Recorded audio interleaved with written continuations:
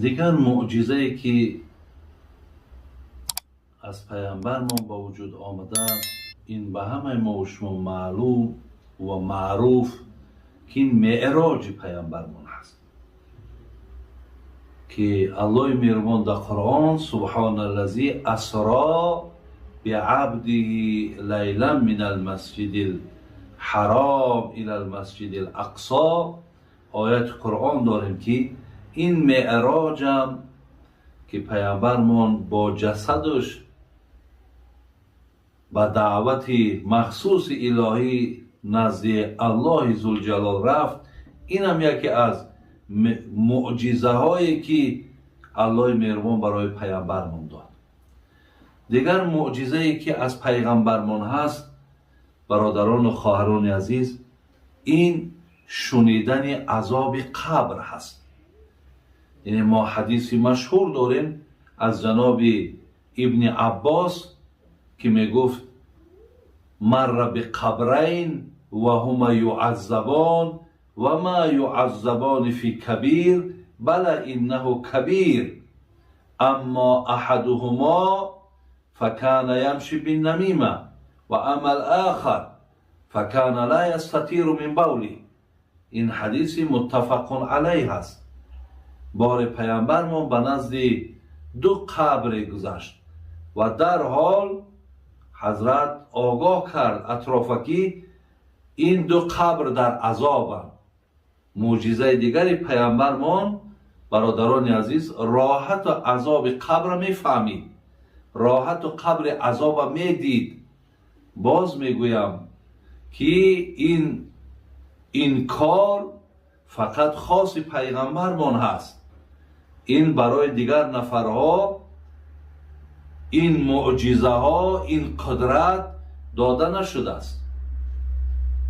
بعد از آن پیامبرمان گفت اینه که میبینین از مقصد این قبر این نفری بود در دنیا که سخن یک نفر پیش یک نفر دیگر میبرد.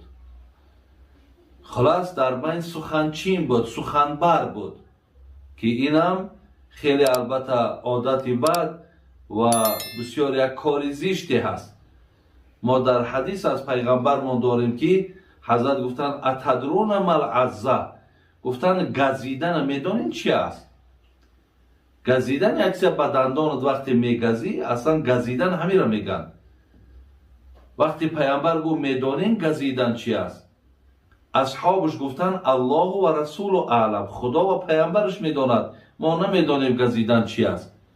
پیامبر گفتن نقل الحدیث من بعض ناس الی بعض لیفسدوا بینهم، سخن یک آدم پیش یک آدم دیگه بردن تا مناسبت و تا معامله اینها را، رفیقی اینها را، برادر و خواهری و خویش و تباری اینها را تا از بین پراکنده کنی، گفتن این را میگن گزیدن. برادران و خواهران عزیز، جای مقصد حرف زدن آمد، هیچ وقت همین کار برای خودتان عیب نبینین، هیچ وقت همین کار برای خودتان اختیار نکنین که سخن یک آدم پیش یک نفر دیگه بردن تا مناسبت این دو آدم ویران کردن. که امروز برای خوب کردن بسیاری آدما حرف یک آدم پیش یک آدم دیگه میبرن، لیکن از اما آدمی که وقتی که پیش تو یک حرف میارن، خواهش من همچه یک برادروار همین است که سخن همین آدم تحقیق کن، سخن همین آدم حقیقتا بسنج و اگر بتوانی بهترینش همین است که مثل پیغمبرمان خیلی که گفت وقتی یک نفر از نام یک نفر سخن می آورد، پیامبرمان گفت که دوست می‌دارم که پیش من سخن کسی را نیارین، میخواهم همه شما را با دل تازه نظر کنم. یعنی وقتی یک آدم گپش پیشت میارن، الان میبینیش در دلت اگر پیشتر دوستی و محبت بود، همه را الان از بین میبرن. برای این اولا برای این خیلی آدم شانس دادن در کار نیست. زیرا شیخ سعدی میگو در برابر چون گوسفند سلیم، در قفا چون گرگ مردم خوار. الان آدمایی که پیش شما یک حرفی را میارن، یک سخنی را میارن تا خودشون خوب کنن و دیگرها را گنده کنن، تا خودشون نزدیک کنن و اونها را شما دور کنن. انم اینها را شیخ سعدی میگه در پیش تو رنگ گوسفندای لیکن در قفاد رنگ گرگای. در برابر چون گوسفند سلیم، در قفا چون گرگ مردم خوار. هر که عیبی دیگران پیش تو آورد و شمرد، بگمان عیبی تو پیش دیگران خواهد برد. این عادتش همیه میگه، این فعلش همیه، طبیعتش همیه که وقتی سخن یک کس پیش تو آورد، او حتما با سخن ترا پیش یک نفر دیگر میبره. برای این کار بسیار کار شوم است که پیامبر مونم و پیش قبر گذشت، دید که همون دو قبر در عذاب. یک تاشر همی آدمی بود که برای مناسبت ما و شما را ویران کردن، سخن ما را پیش شما میبرن، ای شما را با پیش من میارن. این چیزها را خیلی برادرها ما اهمیت بتیم. الله رحمت کند جناب امام شافعی را، جناب مقصد اینجا در حسن بصری را وقتی که پیشان سخن می آوردن، می گفتن که شیطان از تو در دیگر نفر نیافت که همین سخن را بگیری بیاری. دیگرش می گفت که مقصد همه آدمی را که نامش گرفتی، همه یک تیری بود به طرف من زده بود لیکن در من نرسیده بود. الحال که تو همه را آوردی بر من رسانیدی، معنای همه را دارد که همون تیر در من رسید. خلاص اونها را یک جوابهای میدادن که همونها را مقصدشون این بود که پیشگیری کنن، دیگه همین کار را نکنن که هر آینه مناسبت ها را ویران میکنن. دیگر نفرش که پیامبرمون در پهلو بود، اینم گو در عذاب است. اشگو لا یستطیر من بولی، یعنی وقتی آدم پیشاب میکنه، همون پیشاب دا باید خودش خشک کنه، یگان چکره همون در مقصد بروک شای، در همون مثال پاچه شای چیزی باشد، در همون نچکه. زیرا میگه همین دو نفر همین گناه ها را سبک میشماریدن. بین و ما یعذبان فی کبیر، بلا اینه کبیر. پیامبر میگه همین دو کس همین سخنبری را اینش میگفتی هیچی گناهی نیست، اینش همون چکیدن پیشاب هم میگفت هیچی گناهی نیست. پیامبر میگفت آخه گناهی کلانه، به سبب همون است که شما در درون قبر عذاب کشیدید.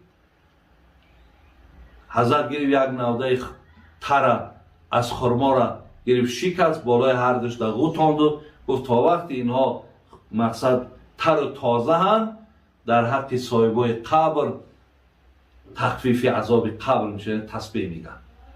یعنی این هم یکی از معجزات پیامبرمون که مقصد داخل قبر حضرت راحت شم، عذاب شم میفهمید. دیگر معجزه‌ای که حضرت داشتن این همون کنده خرما بود. وقتی در بالا یک کنده، او وقت محراب نداشتن، تری محراب بود و مقصد همون کرسی هایی که امروز امام ها میشینن در بالاشون و مردم موعظه میکنن، او وقتا این کرسی ها نبود. وقتی برای پیامبر ما کرسی را ساختن، تا این زمان حضرت در بالای همین کنده خرما می نشست، همینجا راست می ایستاد، مردم هم مقصد پند و نصیحت میکرد. وقتی که این کرسی تیار شد، حضرت رفت بالای کرسی را برآمد که همین زمان میگد مردم وقتی در صف ایستاده بودن که از همون کنده خرما مثل صدایی که کودک گریه میکند یک آواز گریه بلند شد. همه آگاهی پیدا کردند که همین کنده گریه دارد. بعدا پیامبر ما گفت میدونین که برای چی همی گریه میکند؟ گفتن نه. گفتم برای آنه که من جام عوض کردم، یعنی این از فراق من میگرید، این از جدایی من میگرید. و حضرت آمد در بالاش دستش گذاشت و گفت که خاموش باش. صاحبای حدیث میگن که اگر پیامبر نمیگفت که خاموش باش، تا روز قیامت همین کنده گریه میکرد. این هم یکی از معجزه های پیامبر ما برادران عزیز به شمار میرود. دیگر معجزه ای که بود، وقتی پیامبر ما آمد در غار ثور پنهان شد، وقتی نوکو گویم از مکه باید هجرت کنند، با ابوبکر صدیق آمدن در غار پنهان شدند و ابو جهل همراه تمام نزدیکا در کافتکاوی پیامبر برآمدند. یک چوپان در آمدن پیامبر در همون غار دیده بود. از بس که بالای غار خدای مهربان همون الچه تارتنک کشید، یک کبوترش اینا بالاش تخم گذاشت. وقتی آمدن دیدن باورشون نیامد که اینجا پیامبر همراه ابوبکر در آمدگیه. زیرا می در آمد مقصد این تار تارتنک از بین می رفت. این قدرت های الهی بود که پیامبرش حفظ میکرد. بعد از اون میگه یک چوپان آمد گفت که انا همینجا هست. گفت انا این پیامبر در همینجا هست. گفت که میگن بعضی صاحبای کتاب میگن این چوپان نبود، میگن این میگه شیطان بود که خودش در صورت میگه اون چوپان در آورد و آمد ابو جهل میگه می سخن گفت. ابو جهل میگه یک چپات میگه در روش زد. گفت تار تارتنک بین، کبوتر بین تخم دارد، چگونه بوده ای در اون در آمد و مقصد این کبوتر و این خانه تارتنک ویران نشید. میگه شیطان با خود گفت که در همین مقصد حیات عمرم یک بار راست گفتم، همونم یک چپلا خوردم. دیگر شکلی که ایرا میارن میگه این چوپان میگه و پیش ابو جهل آمد، مکه آمد و خواست که همین چیزا حکایه کنه. وقتی پیش ابو جهل میدراید زبانش بسته میشود، دیگر چیزی گفته نمیتونه. میبراید زبانش کشاده میشود. میگه بعد این ایمان آورد که هر آینه پیامبر خدا هست. مثلا در حق جفا و در حق عداوت ممکن نیست. این بود برادران و خواهران عزیز یک چند معجزه های از پیغمبرمان. خدای مهربان توفیقمون رفیق و ایمان های همه ما و شما را کامل نگه دار. آمین یا رب العالمین.